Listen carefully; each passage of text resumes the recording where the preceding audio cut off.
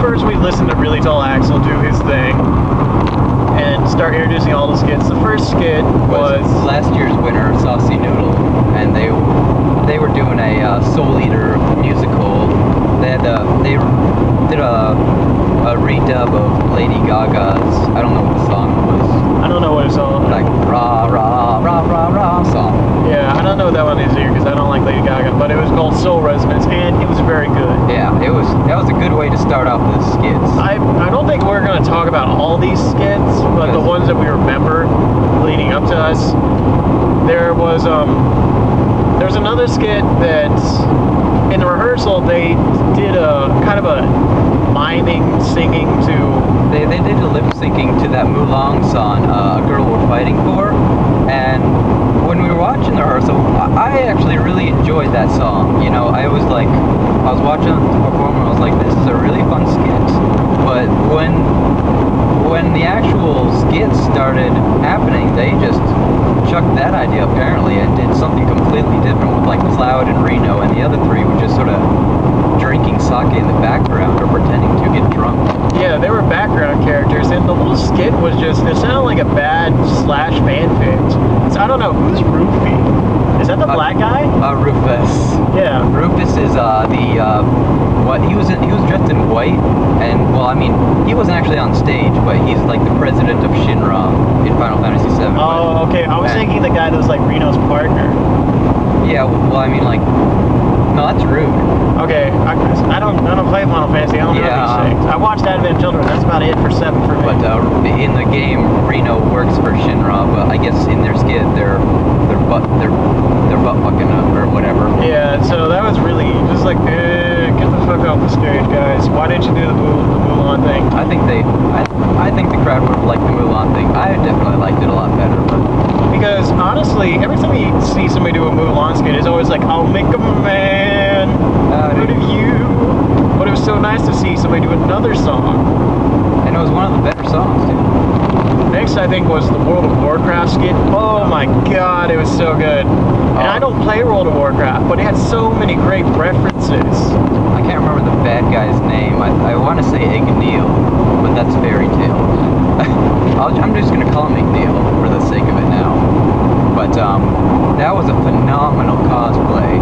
Just the cosplay itself made, like, I don't want to say it made the skit, because it didn't, but that by itself, you know, should have gotten some kind of an award or something like that. It definitely drew you into the skit, because when we first saw it, he had the wings on, but not the rest of the costume. Yeah, he had the wings and the blindfold, that was it.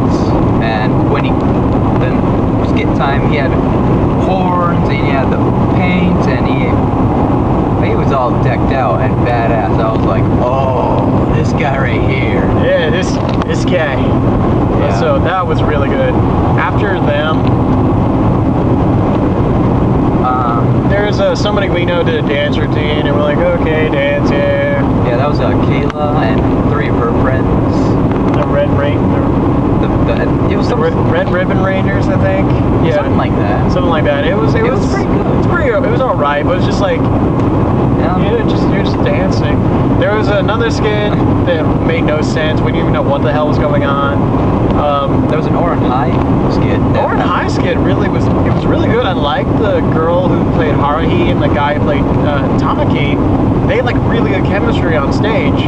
But the ring gang, God, the audio, like when she did the scream, like it cracks. I think that was on purpose. I know it was on purpose, but still, it hurt my ears. Yeah, I was like, oh, jeez. I saw like at least half the crowd do a recoil thing when that happened. Just, oh man. The only thing I have to say that I didn't like about their skit was the guy they had playing Coolio was fine, even though he didn't have a host club jacket, but I don't know who that other girl who's like kind of chunky, who she was supposed to be, but she really took away from the skit. Like the beginning of their skit was great. The ending was really so lackluster. It kind of ended abruptly, like, is it over yet? And then they started taking things off the stage. It's like, oh, it's over. Yeah. It's like, oh yeah, it's over now? Okay.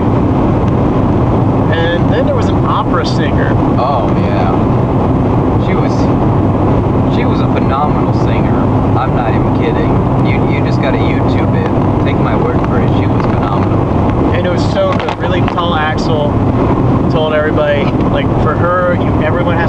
outside, and one guy said something. He's like, "You, shut up." I was like, "You don't want that tall guy coming after you. He'll kick your ass." So she sang, and it was very beautiful. She got a standing ovation, which I'm so glad everyone got up to give her a standing ovation.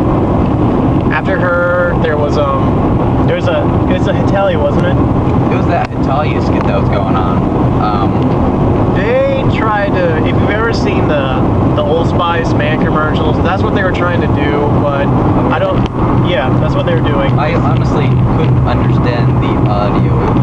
The audio was kind of bad. Yeah, it was very hard to hear and much harder to understand, but pretty much it just was like, look at me, now look at your nation, now da-da-da, it's just the Old Spice thing, and then at the end it's like, well, da-da-da, you're not even a nation anymore, Poland.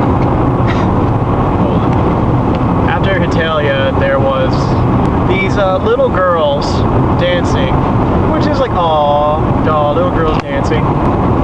Yeah, they were really cute. I liked them.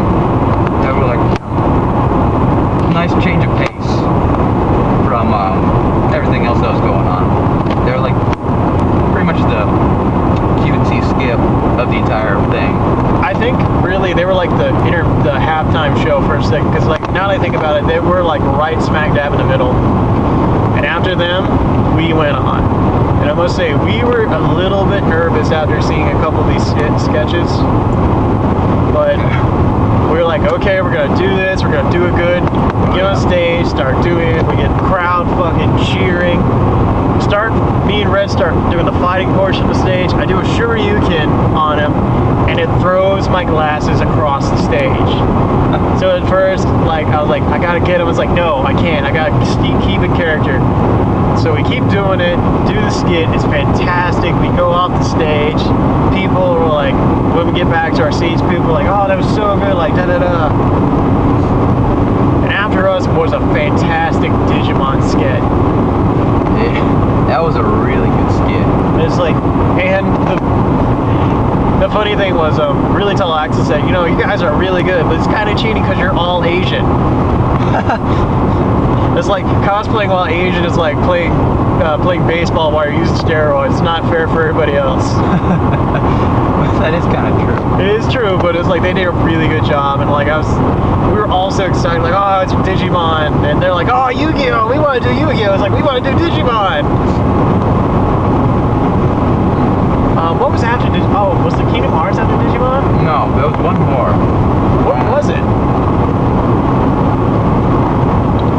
I don't even remember. It must have not been that good then. Yes. We're gonna think of it whenever there was a Kingdom Hearts skin, it was just beautiful. It was called, what was it called? I don't even know. But it was just so good. It pretty much summed up the first Kingdom Hearts game really fast. Yeah, like the first half of the first Kingdom Hearts game. It was like this beautiful montage of everything that happened. It was amazing. It was just done so well. That was the group when we saw their props, like, oh my god, they're gonna blow everyone out of the water. At the risk of sounding really corny, it was a magical experience. It's like everyone in there watching just really got pulled into it. It was like a lot of our friends love Kingdom Hearts. And it was nice, it was really nice to see a Kingdom Hearts skit without any organization cosplayers. That I really liked. Yeah. They put a lot of emphasis on Sora and Riku and Kairi, and I really liked that. It's really, the message that they were trying to send was one for all. It's like one for all, or all for one, and one for all for one and one for all. Friendship, and it was just so good. And the last skit was it was called The Sequel, and it was about the sequel to a Fire Emblem game with Ike and another person. I can't think of the sorcerer's name. I don't know if that was an actual skit or the, judging halftime show sort of thing, because I remember after the Kingdom Hearts thing, they started listing off the other skits, and then just sort of like, there was a pause, and then they came up on screen, on stage. It's like, are these guys part of the competition, or are they just... don't know what's going on. But here's the thing that was memorable about that. Not the skit itself, what happened after the skit. After the skit, the girl who's a sorcerer stayed on stage, and really till Axel handed her a mic, and we're like, oh, is she gonna say something? Is she like a judge? She gets Ike to come back on stage. She drops to a knee and proposes to him right there. Which we were like, oh, that's really cool. But then we're like, you know, what's the weirdest thing here? The fact that the girl proposed, the fact they proposed in cosplay, or the fact they proposed at an anime convention. And pretty much we came to the conclusion, it was like, in cosplay is the first weird one, the second weird one is the girl proposing, and the third weirdest thing is at the convention. But the crowd loved it. They ate that shit up. Yeah, this was definitely a con full of firsts for a lot of us. That was my first on-stage proposal I've ever seen, that's for sure. Probably the last one I'm going to see for a very long time. Yeah. I don't know. After the proposal, which is funny to say now that I think about it, after the proposal, what was it, like 45 minutes to an hour? I'd say, yeah, about that long. There was just playing some good old music, you know. We were waiting for the judges to do their call. Then the judges finally started announcing the people. They're like, the opera girl got a judge's pick. June gave the World of Warcraft her pick.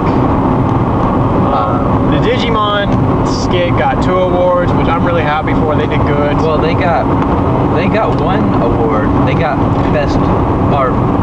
I can't remember if it was best drama. I mean, like they got an award, but the judges were like, "Oh, we mixed up, you guys. You don't get this award. You get this award." But I can't remember it. They switched between dramatic and judges pick. I can't remember which one they got. I think it was dramatic. I think they got a judges award, but they mixed up and they got the best dramatic skit award instead. And they gave the other judges pick to someone else. I don't remember who. And then best comedy. This is like, we're like, okay, come on, BS, and it was the Naruto girls. That's the other skit. Well, yeah, we forgot about that one. There was They were before us though. It was pretty much Sakura and Hinata fighting over Sasuke. Yeah. Which honestly I really don't like, because I don't see where people get that pairing at all. I'm like, I'll be honest, I'm a diehard Hinata Naruto fan. Which yeah. You either love that pairing or you hate it, and I love that pairing too. It's just like, because it's like Hinata's just this shy, quiet girl, and then, hey, spoiler alert, she fucking tells him she loves him, and then she dies, and then Naruto goes fucking apeshit. Yeah, you fucking people pairing her off with other people, look at that shit. Yeah, I'm looking at you, guy at fanfiction.net, you asshole. But anyway, they get best comedy, and we're like, oh, there goes our chances.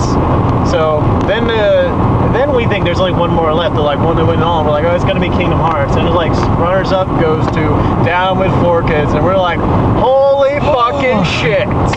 I didn't even know there was a runners up award until they announced it. I was like, there's a runners up. Well, who else was in this competition that did really good?